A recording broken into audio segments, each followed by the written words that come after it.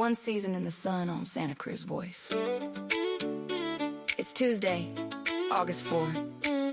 Car Week is here, and so is the annual tradition of people enjoying everything the money brings this area the other 51 weeks of the year. Then complaining about every trailer, traffic backup, and inconvenience it takes to make it happen. This year's fight? No transport trailer parking along Del Monte across from Monterey City Beach through Car Week. We'll also talk about the disturbing bull riding incident at the California Rodeo grounds in Salinas. If you go looking for the video, be warned, it's graphic. Rodeo officials released a statement yesterday, but my question is simple. If things got that bad, why wasn't someone on site with the authority to stop it? Car Week coverage is coming together. We're chasing down Meckham for some interview time. All the credentials are set, and we'll be out getting photos and bringing you coverage all week. And somehow the Giants still found enough players to take the field after the trade deadline. This week in Bubbles, if Rachel checks in. Let's get into it. All right, welcome to One Season in the Sun. We are here. It is Tuesday. Man, there is a lot of just craziness here. Yeah, it's just like, oh, you drive. Okay. I always say the psychopaths on Nextdoor, and I'm just The opinions expressed on this program are those of the hosts and do not necessarily reflect the views of Santa Cruz Voice. And I'm going to make a new version of that because the second part of the big part there makes it, is really, really, is not helpful. But it's like I'm going to say psychopaths on Nextdoor are Car Week sucks, Car Week this, oh my God, why do we do this? They say the same thing about everything that they take advantage of the rest of the year. There is not one Michelin-starred restaurant on the peninsula, let alone I'm gonna check this here because I'm sure my info is wrong. But there's a lot of Michelin-starred restaurants on the peninsula, and it's because Car Week is here. It is because the Pro-Am is here. It is because Laguna Seca exists. It is because people like Bing Crosby, Merv Griffin, Dinah Shore, Clint Eastwood came to this area for one reason or another. There are others, I'm sure, of course. Reggie Jackson came to this area for one reason or another in their lives, decided to make it home and make it better. And constantly griping about everything that makes it so that there are Michelin star restaurants. Carmel by the Sea continues to exist in all of their ridiculous buffoonery. We don't want addresses. We don't want addresses, but there's no clear-cut way to describe to somebody how to get somewhere. Great. There was a way to do it. There was a way to do it. In Carmel, assigning everybody a GPS location. And so then when somebody's trying to get to somewhere, saying 135, GPS Carmel by the Sea 135, and then that would take you to that spot. There's a way to do it.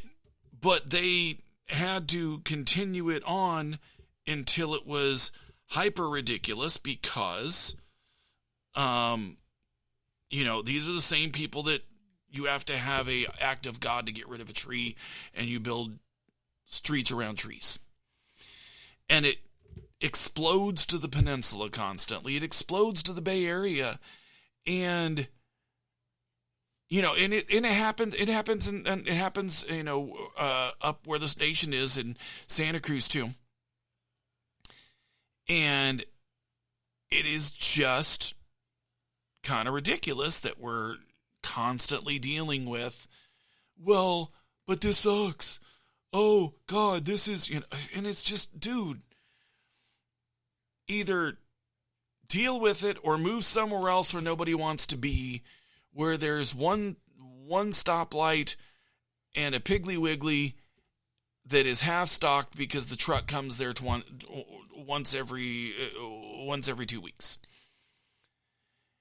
If you don't hate the stuff, or if you hate all the stuff that happens around here, don't for 1 second take advantage of any of the things that exist, because it does. Not just it. That's just it. That's a thing. Trade deadline. Here's kind of here is my take of the trade deadline. Hold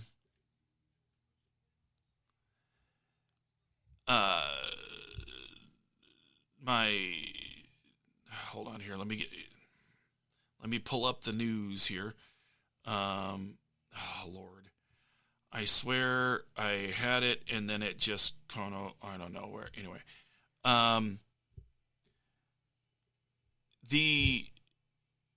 okay, there you go.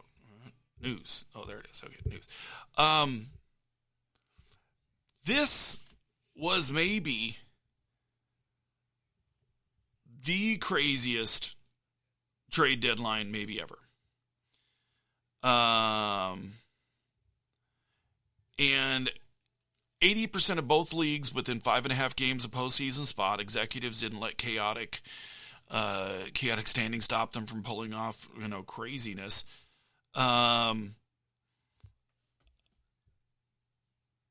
The Giants, the Giants traded away enough that I don't know how they played last night.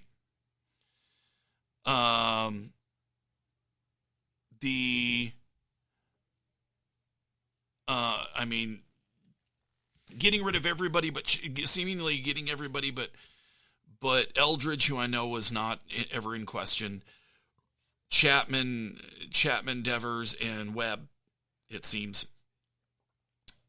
Oh, and Jung-Hoo Lee. Everybody else seemed to be gone. It was pretty out there. But my question here is, you kept some guys to build around. But how the hell long is it going to take you to build? Because you got raw guys who are not ready, and guys who are and the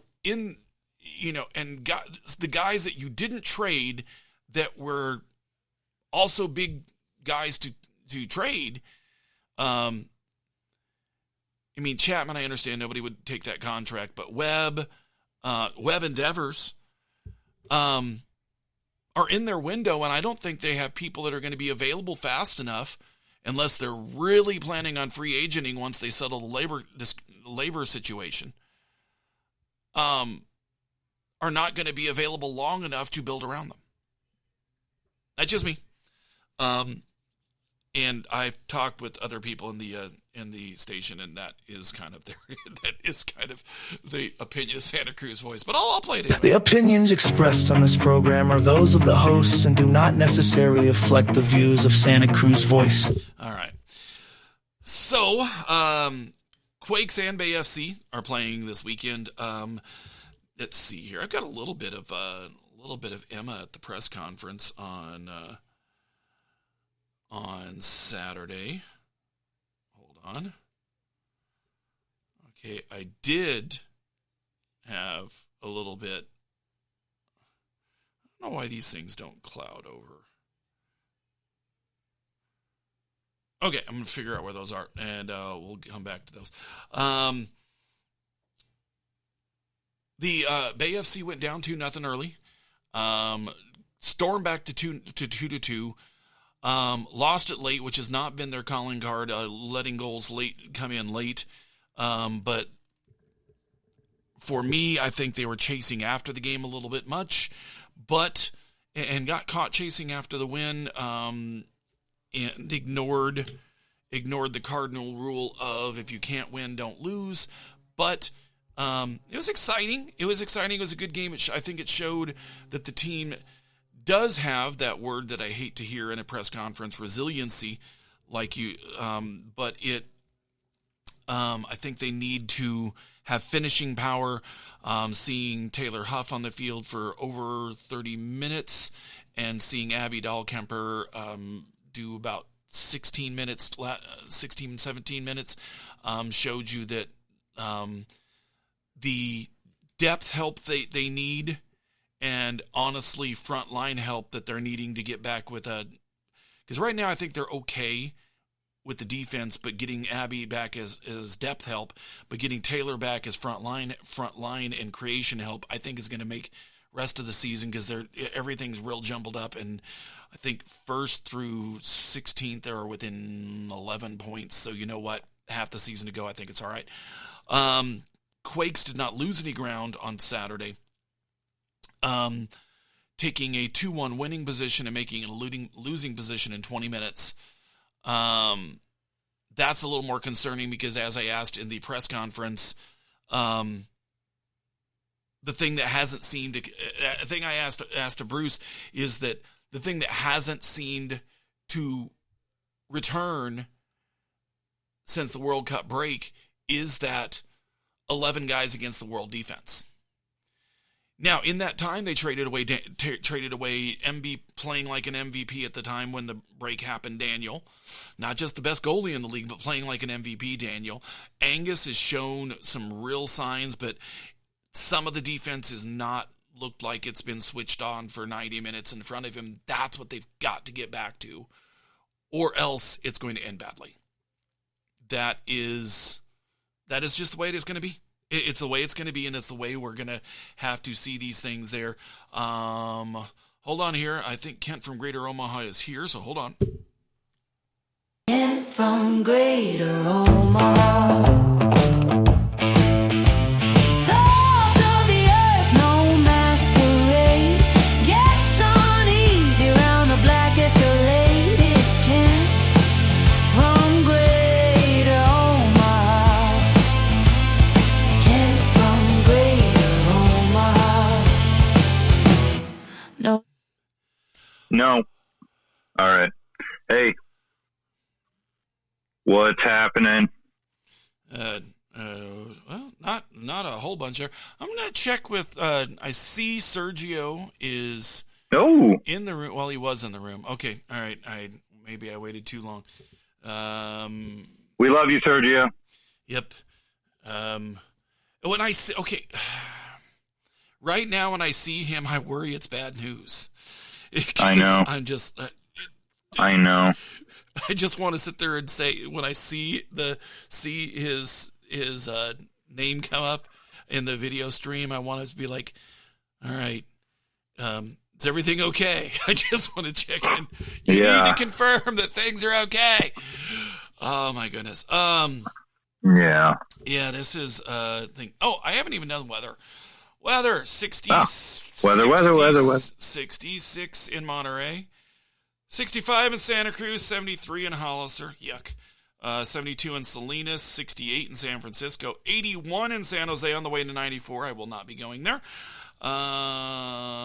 76 in Gilroy, 88 in Gorman, which is on the way to Anaheim, where it is 80.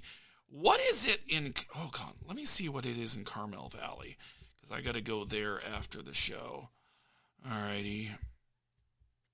Let's see here, Carmel Valley Village. You see my list of Michelin. Oh, sorry. 77 on the way to 80. Ugh. Well, all right. Where did you send this to me? Facebook Messenger. The least likely place I'm going to check something, but okay, sure. Because I can't text you on the Instagram phone. It'll remove Instagram and be a whole thing. Okay. All right. Well, that's only. Well, yeah, I was going to look for it, but anyway, go ahead and give us the news, and I'll look this up. All right. Okay. Okay. We got.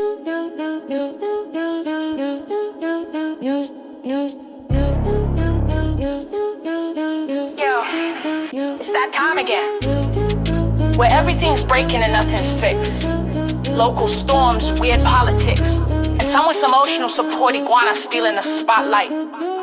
That's your news with Kent from Greater Omaha. Authorities are investigating after a disturbing video from a weekend event at the Salinas Sports Complex appeared to show a restrained bull being kicked and stomped by several people. The incident happened during a privately promoted Haripeo Baile event, not the California Rodeo Salinas. After the video spread online, the Salinas Police Department and the SPCA Monterey County launched a joint animal cruelty investigation. The California Rodeo Association says it was not involved in organizing the event and has permanently banned the promoter from renting its facilities in the future. Officials are asking anyone with additional video or information to contact investigators as they work to determine exactly what happened.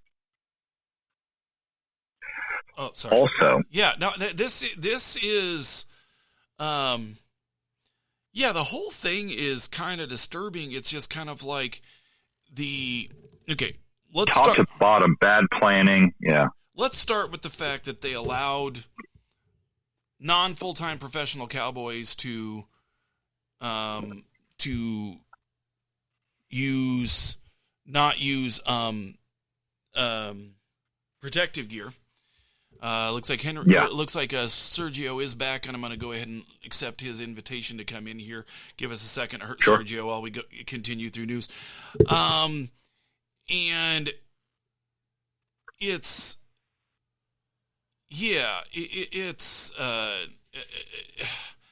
the whole thing, and these people renting it. It's just like, and why is it that you rent it and don't have somebody on site saying, okay, dude, you guys are out of here.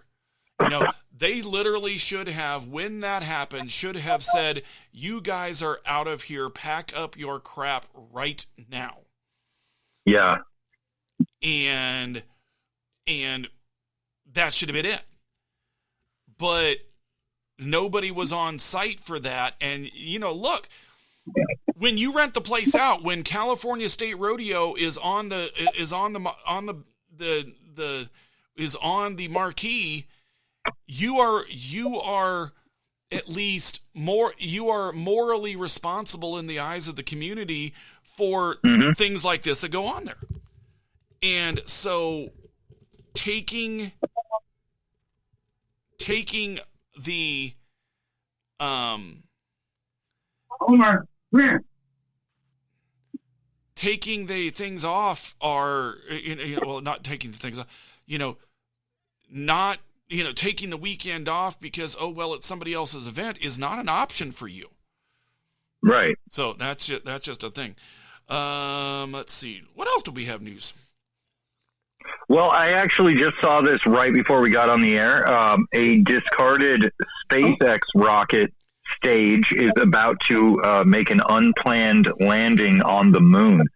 Early Wednesday morning, an upper stage from a Falcon 9 rocket launched in 2025 is expected to slam into the lunar surface at roughly 5,400 miles per hour after drifting through space for more than a year. Scientists say the impact should create a crater about 90 feet wide and roughly 16 feet deep. The crash isn't expected to damage any spacecraft or future landing sites.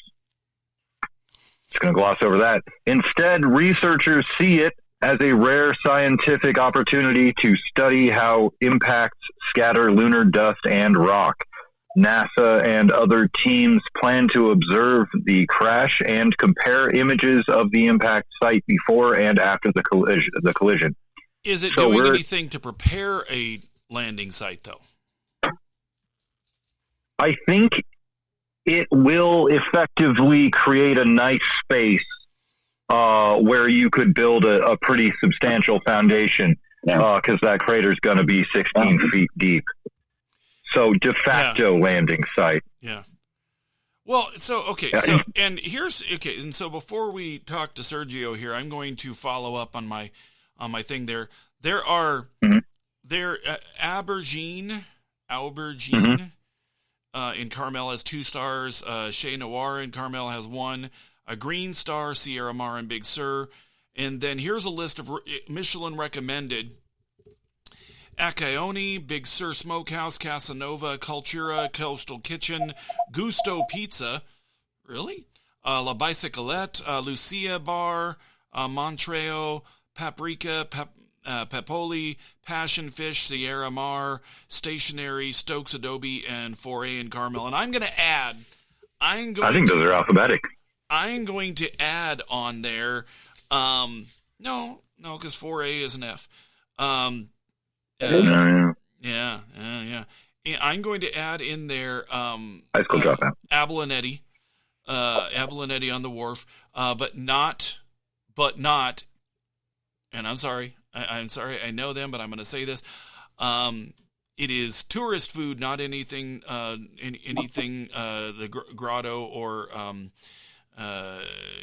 Grotto or whatever that one is over there on Canarero is that I can't remember right off the top of my head, but I'm not going to give them a plug either way, because any plug I would give them would be it don't go there because they screw up risotto. And all the griping, all the bitching. I don't know. I should have a beep button here where I hit it before I say the words. All of the griping, the all opinions of the bitching, expressed on this all program. That'll work.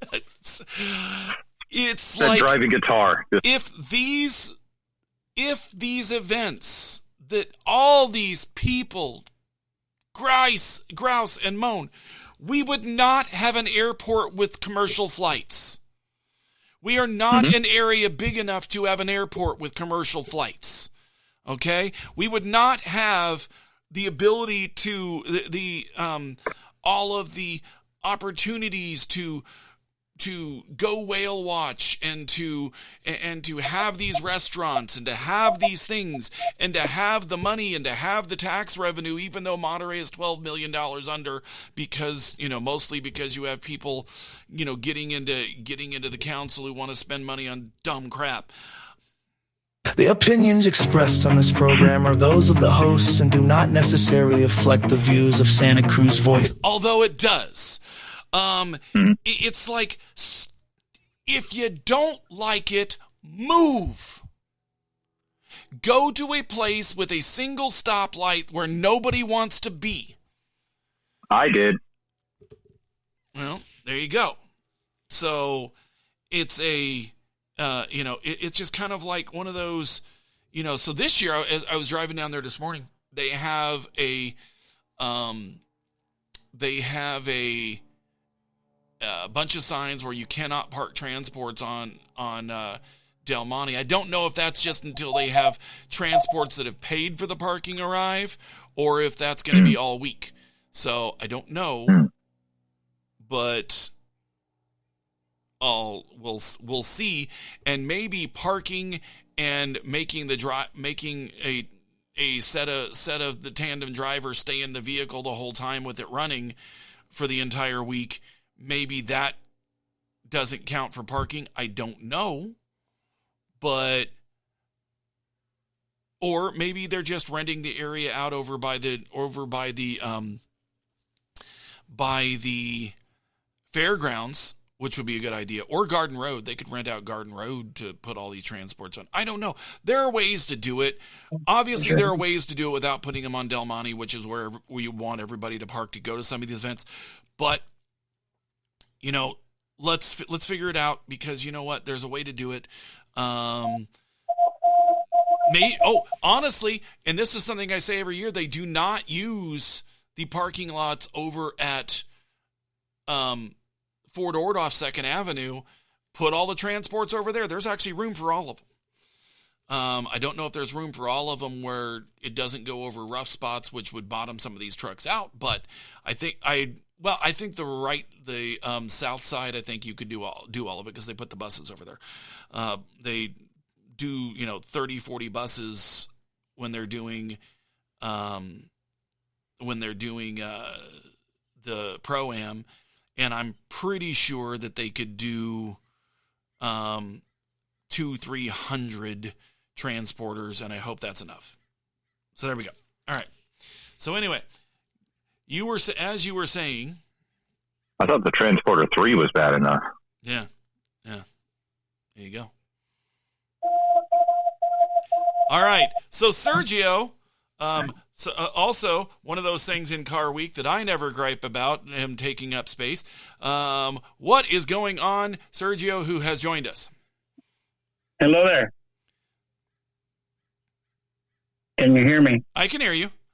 Oh, okay. Hello to everyone there. Hello, all you people. Okay. Wait. What can I say? Never want to miss Car Week. As of a month ago, we decided not to go to Car Week. And as it gets closer, I want to go and I want to go. Well, I think, and as we were talking the other day, I think he'll tell you if he can go. And so how's he doing right now? He you know what? Last 10 days, we've had good 10 days. So all right, so hold on. We'll play the theme music then. Hold on. Everyone loves Homer. The terrier in his ride, cruising through the city with Sergio by his side. Oh, Homer's got the style, and he's always stealing the show. Everyone loves Homer. Everywhere they go.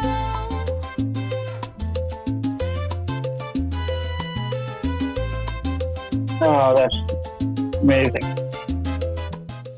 All right, so yeah, no, and that's the thing. It's like, we've talked about this a couple times that that Darla gave, my little girl Darla gave my little girl Penny a few more months because she made her happy, and so and sometimes if they feel your positivity, they'll just continue on.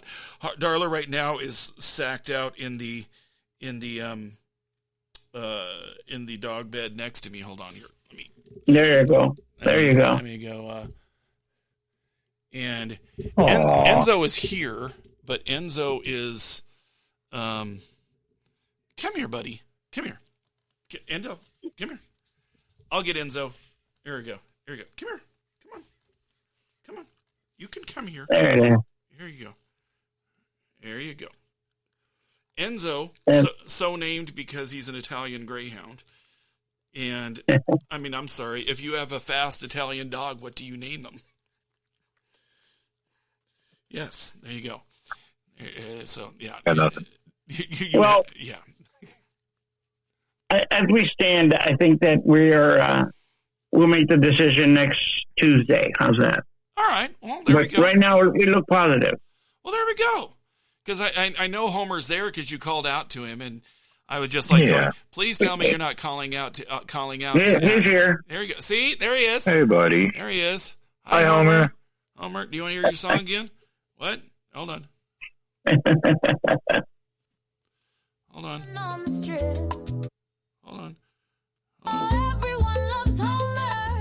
The terrier in his ride. He's like, that's right. There's a song. There's a song. Yeah, we can if we can get together next week and make we'll make the decision next Tuesday, and if everything goes well, then we'll gear up and we'll take off. Okay, because there's not really events on Wednesday, though, right? No, we usually come in. The Little's car show, but at this point, we're going to miss that one this year, and we always drive straight into the tour. Okay, but here's the thing: so I got thrown a little bit of a loop because we were planning on being at the Mecum auction on Wednesday. Okay, and we're gonna get some Mecum people, which is cool, but we're gonna get it at a little bit of a weird schedule because they're doing things a little bit slower this time. They're bringing in everybody their PR guys coming in a little later. So here's the thing: if you guys are here on Wednesday, we will sit down. We will do the live show from wherever we can sit down and do it because I can do it from anywhere, and so we will do that. And No, we won't be there Wednesday. oh, you won't be there during the day on Wednesday. No, we'll come in. If we go, it'll be Thursday morning Okay. that we will be there. All right, so then we'll sit down Thursday or Friday, and we'll do something, and maybe later on Thursday because everything closes a little early on Thursday. Yeah. Yeah, Okay, we'll do that. Cool. That sounds good. absolutely. I'll let you get back with your show, and we'll talk on Tuesday. No worries. We'll talk Tuesday. There we go. All right. Thank you. All right. Thank you. All right. Good seeing you. Bye. Okay. We'll just Everyone play him off. loves Homer, the terrier in his ride, cruising through the city with Sergio by his side. Bye. There you go. Got the style, It's and he's always stealing the show. Sergio can't find the dog with the camera. Everyone loves Oh, I found him. everywhere they go. Hey, buddy. All right, guys. All right. See yous. Thank you. Bye. Take it easy. From a bright yellow Dino to an F1 on the strip, Homer's got a car that's ready for the Vegas trip. Wherever they wander, Which was stop weird. and say Okay, so you know what's hello. weird about that is that I put that in there before they decided to make a Vegas trip, and then they made a Vegas trip. I'm like You're the like the Simpsons. I'm the. I was just gonna say I'm the Simpsons. Yeah, okay, but no, I mean seriously, if you have a very fast Italian dog, you have to name him Enzo. I think Enzo or Mario Just straight Ferrari. or Fittipaldi. Or like Emerson or Dino or yeah, I mean there's a few things you could name. them. F50. Yeah. I Um, remember in middle school, I said, I want to be rich enough that I can get an F50. And they're like, do you mean an F-150? And I was like, I hate it here. Well, Yeah. and actually, the other side is that well, I'm rich enough to live near an area where I can see about 30 of them during car week, and you know what? There may be a day, okay, stuff going on. There may be a day I will be old enough, it'll be rich enough to, not old enough, but rich and Old enough. rich enough to Sure. afford an F50. But I'll here's the never thing. be old enough. I will probably never be rich enough to want to pay to own an F50 because those things are not. Because I would drive it, and driving it is far more expensive than any other car. Some Ferraris in general, some are not so bad, but F50s are so expensive to drive because of the maintenance and service on them. It's not worth it. So there you go. I think the only way you can break even is if you actually hire Nicolas Cage to steal it for you. Yeah, no. I'd say. That's really kind of become the theme for Nicolas Cage.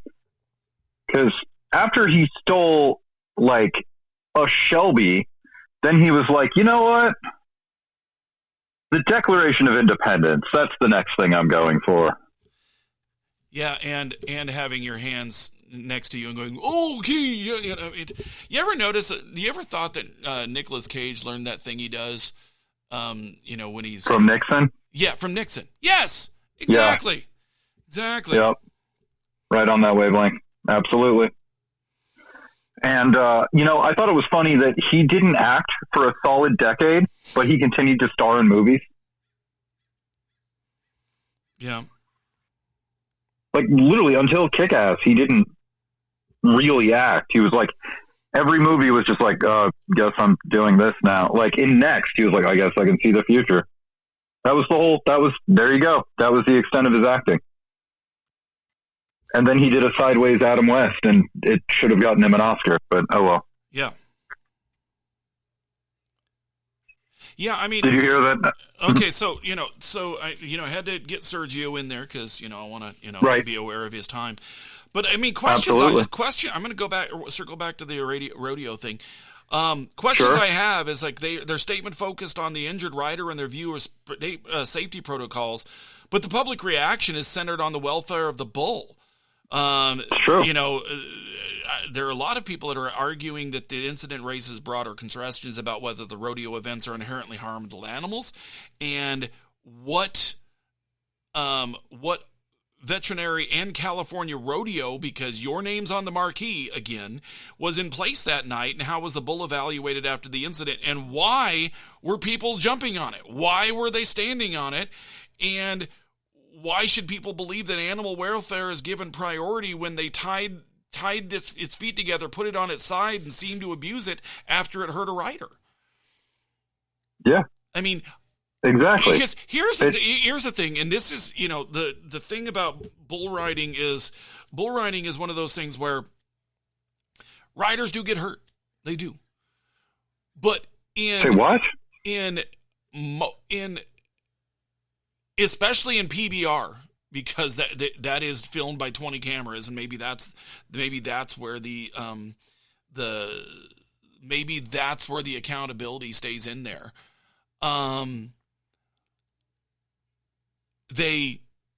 Somebody gets hurt, you have Shorty, you have the other guys getting the bull out of there. Barrel. Yep. And you tend to the rider even before the bull is out of there for absolute certainty. But you're not abusing the animal. I mean, well, the animal's being an animal. That's the thing, is you set up the animal to do crazy stuff, and then the animal did crazy stuff, and then you punish the animal? That's absurd. Well, and there was no, I mean, and okay, so you have incidences of people and performers getting hurt, sometimes by their own animals. The Siegfried and Roy thing was actually one of the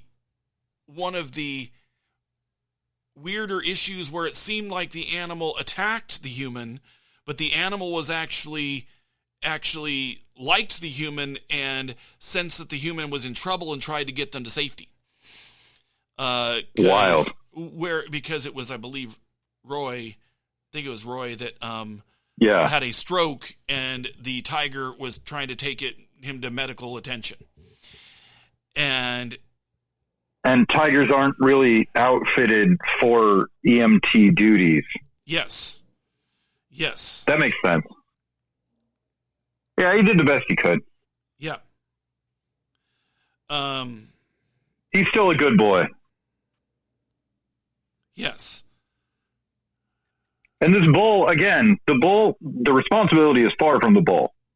The fact that people decided to take it out on the bull means that they're not thinking clearly, because what they should be, and I'm not saying you should take it out on the people who caused this either, but you definitely should be directing your ire at them and fines.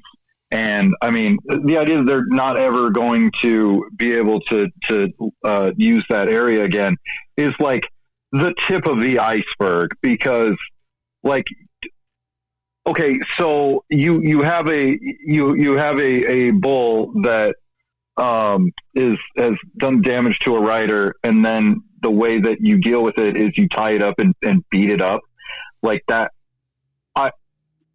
I don't understand. Is this the musical Oklahoma? Like, what is it?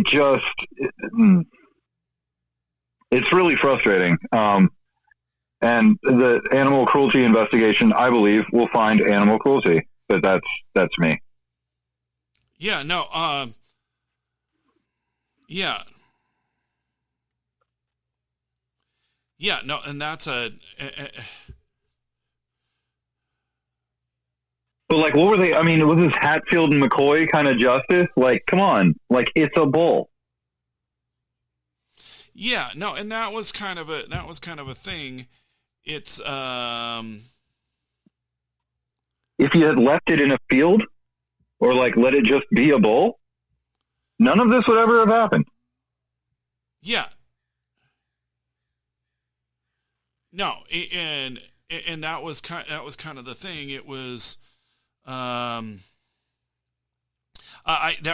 were so many things I didn't get on this. It was like, it's tragic across the board, and it's a wild, like, not an overreaction. It's just a bizarre misdirection of frustration.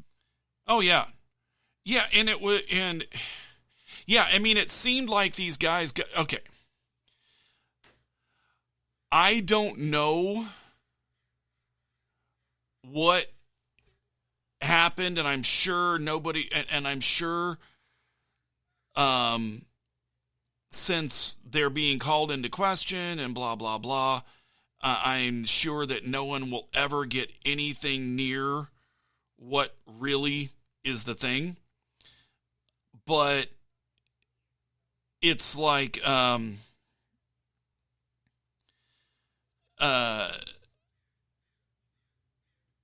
it's these, it almost seems like they had a bull riding event where they brought one bull and they were mad that the bull, was tired. I mean, cause, I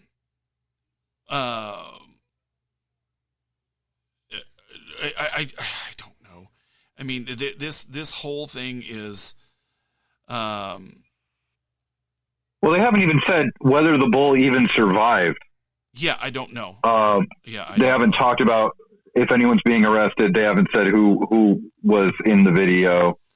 But there are multiple charges that could be levied because of this.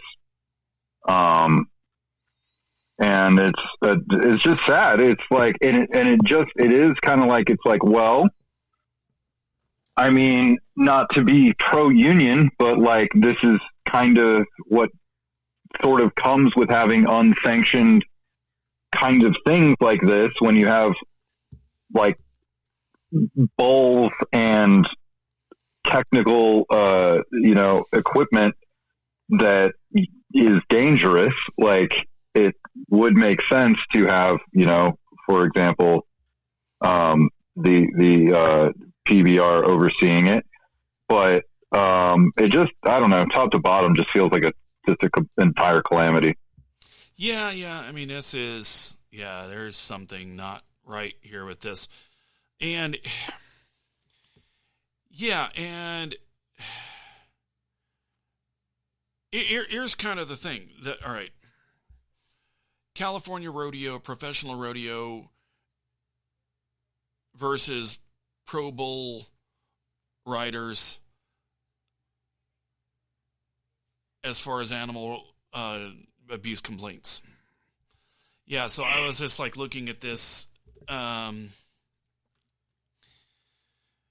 See, the PRCA tends to be broader because it includes multiple livestock events, blah, blah, blah.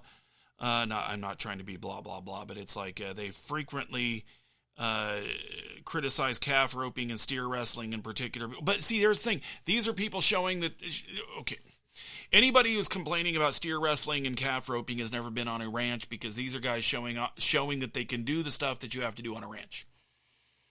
Oh yeah, that's what rodeo comes from. It's not a random, it's the track and field of Western culture. Like it all comes from very specific places. Like, yep. You do need to be able to tie up a calf to keep it from, for example, hurting itself. What you don't want to do is tie up a bull and then attack it because it's now defenseless, which has got to be a weird place to be if you're a bull. Yeah, and so the biggest thing about California rodeo is that the rodeo is anything that happens at the event, and they operate under animal welfare rules, or PRC animal welfare rules. Yet those critics argue those rules aren't enough. And how do they go beyond the minimum standards? And here's the thing: it's going to be, it happened under their marquee, so I think they're going to have to answer for what's going on there. Lucy says she has something here. Let's see what we got. Cool.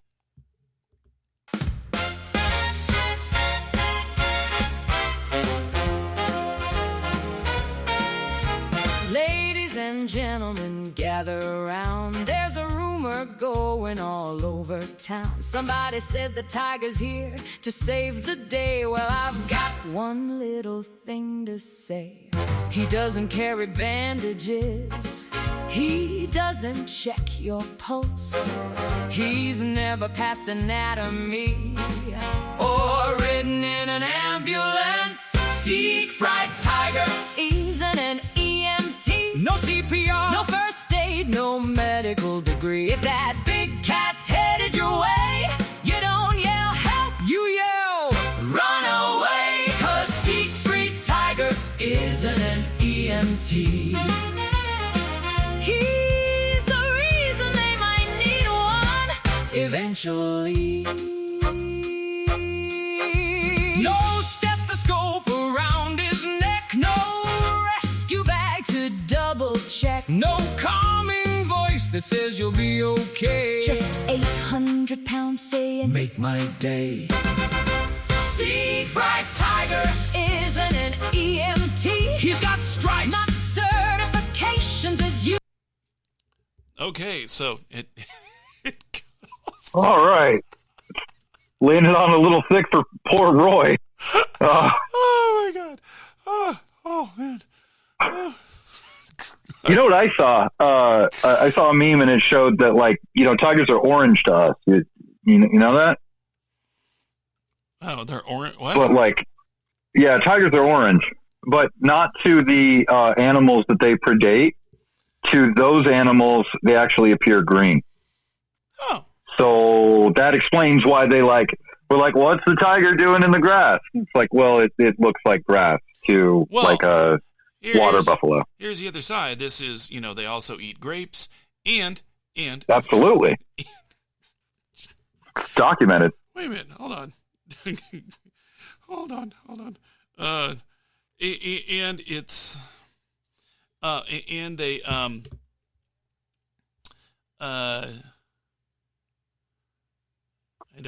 don't know which one it is. You don't have my declaration of war against Steve Hofstetter? Well, I'm sure it's one of these. All right, well, we'll try. Tigers and grapes. Oh, we'll try this out. But the, it's, this goes back to my theory of everybody's favorite color is red.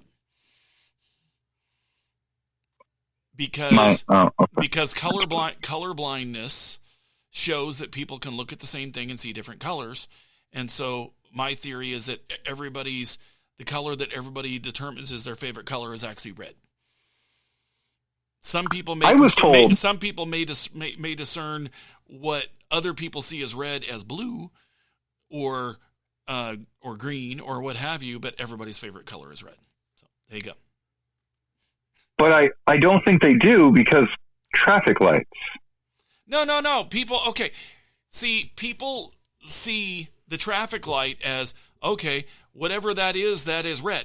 It could be what is discerned by you or me as green, or you or me as orange or blue or yellow, but it's they know it is red because it is called red, and that's what they see when somebody says red. But the waves showing in there. See, this is. I answered this in a philosophy. I took philosophy. I did this in a philosophy class once, and after 3 classes of trying to argue me back into a corner, the professor just threw up their arms, left the room, and said, "Screw you, I'll come back next week." I see this as an absolute win. Oh, there you go. Here, let's see if this is the one. Hold on. There's a tiger in the vineyard. Oh, yeah. Eating somebody's grapes. Ken's online again. Typing 10-page takes.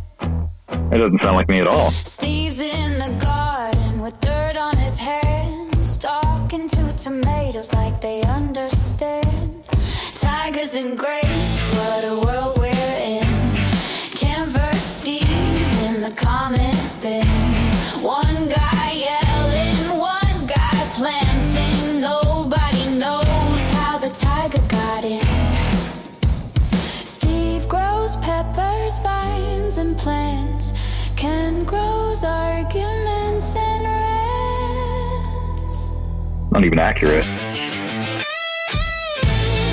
Hey, you don't grow nothing. I grow weary.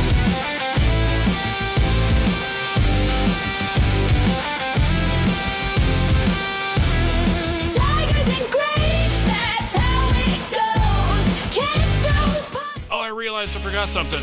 Cheap perfume. Oh.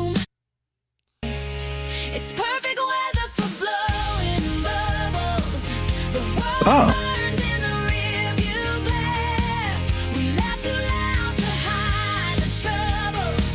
It's perfect weather for blowing bubbles. All right, so I saw Rachel Friday at the Cool. the event, but she didn't. She was a little about the fact that I said, well, I keep a placeholder of us saying that we're waiting for you to do stuff and you don't, but that's just kind of part of the bit. And she's like, well, it sounds like you're picking on me. I'm like, I'm not picking on you. I'm just keeping a placeholder in case you do actually give me something about Bubbles. And she's like, well, I've just not got any time, which, Okay. The opinions expressed on this program are those of the hosts and do not necessarily reflect the views of Santa Cruz Voice. is a bunch of crap. But did you get that? Did I? I like it. Did the thing? It worked. And then I said the thing that was not, although it kind of is. It's. I like that now the segment is just Rachel sightings.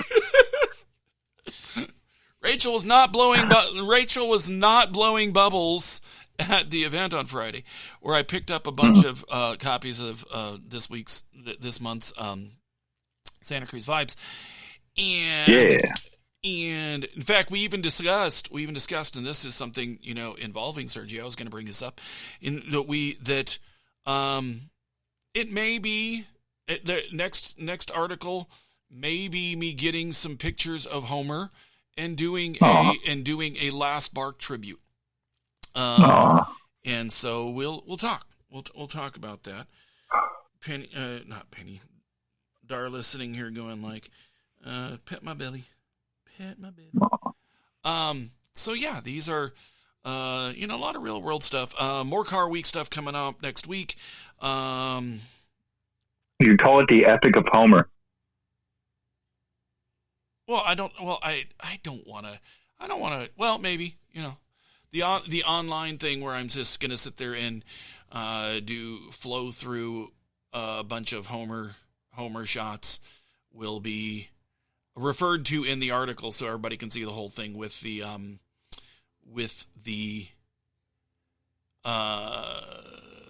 music. There we go. So there we go. Anything else we got going on? I don't know. I got another Nicolas Cage story. Okay, well, we have like 30 seconds, so I don't know that we've got that.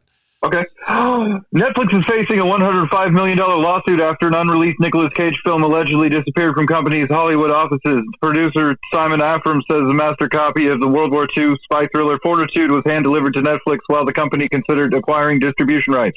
Okay. I'll tell you the rest tomorrow. All right. Full song in the podcast. We'll check y'all tomorrow. Gray sky over Main Street. Take it easy. With the shoreline soft light, every picture it's back. Crowds run for cover, but I stay and shoot. Rain makes the magic feel brand new, 'cause rainy days at Disneyland. Poncho on splashing in puddles. Crazy moms go hand in hand. They're in City Hall trying to get their money back, 'cause Tinkerbell didn't fly. Rainy days at Disneyland.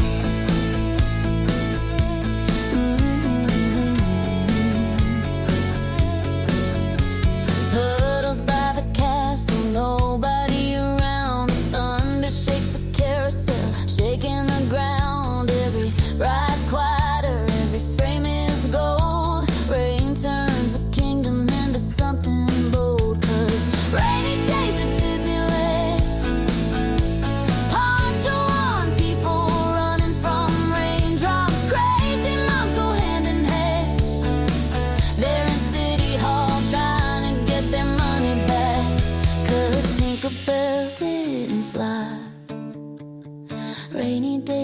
Disneyland.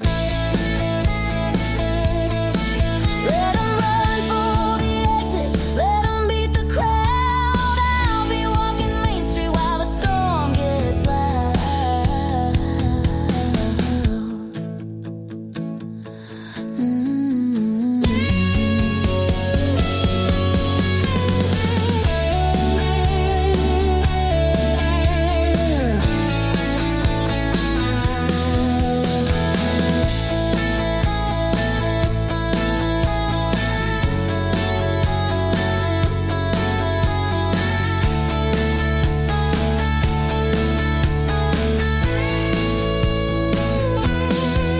Cause rainy days at Disneyland.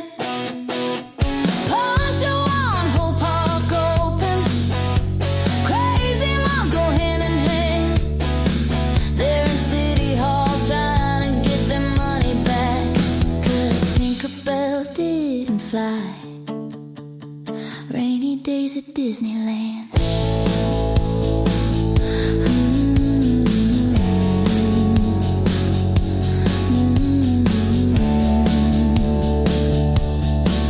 Turns out the magic hits the hardest when Tinkerbell didn't fly.